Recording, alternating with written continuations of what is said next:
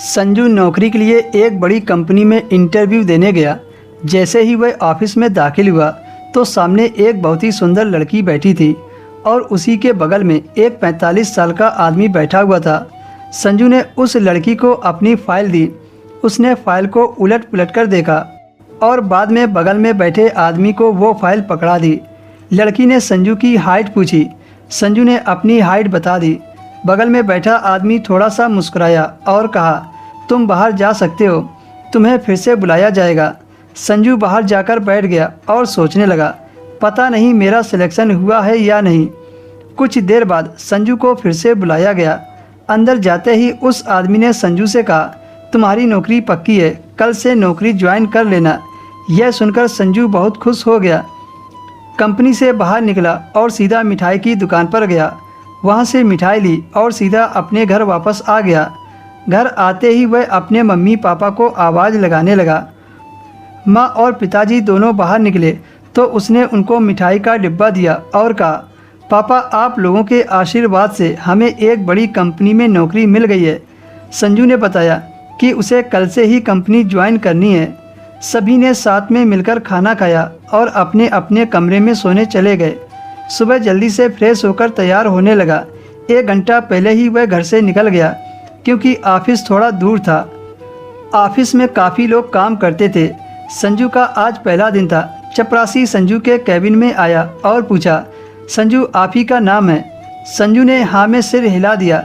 चपरासी ने कहा, सर आपको कैबिन में बुला रहे हैं। संजू कैबिन में गया तो वहाँ मैनेजर बैठा हुआ था। उसने संजू को एक प्रोजेक्ट दिया और कहा, तुम इस प्रोजेक्ट पर काम करो। संजू ने वह प्रोजेक्ट उठाया और अपनी कैबिन में आ गया।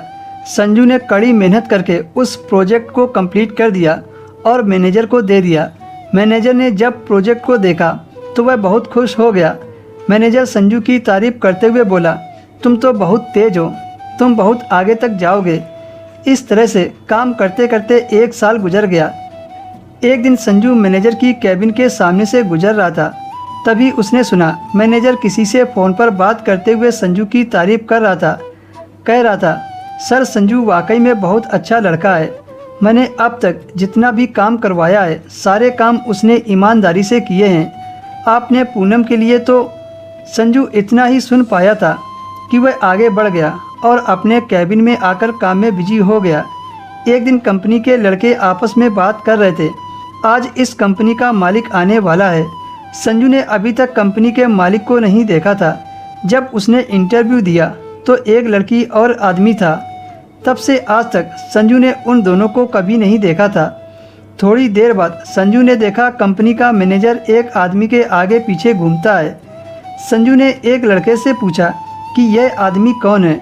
लड़के ने बताया, अरे यही तो कंपनी का मालिक है। अब संजू समझ गया था कि उसका इंटरव्यू कंपनी के मालिक ने लिया था। कुछ देर बाद मालिक ने संजू को अंदर बुलाया और कहा, तुम्हारे काम से हम बहुत खुश हुए हैं, बस तुम मेरा एक काम करो, तुम मेरी बेटी से शादी कर लो। संजू यह सुनकर चौंक गया और सोचने लगा, इतना बड़ा मालिक होकर अपनी बेटी की शादी मुझसे करवा रहा है। दोस्तों शादी के बाद संजू का क्या हाल होता है आपको अगले वीडियो में सुनाया जाएगा।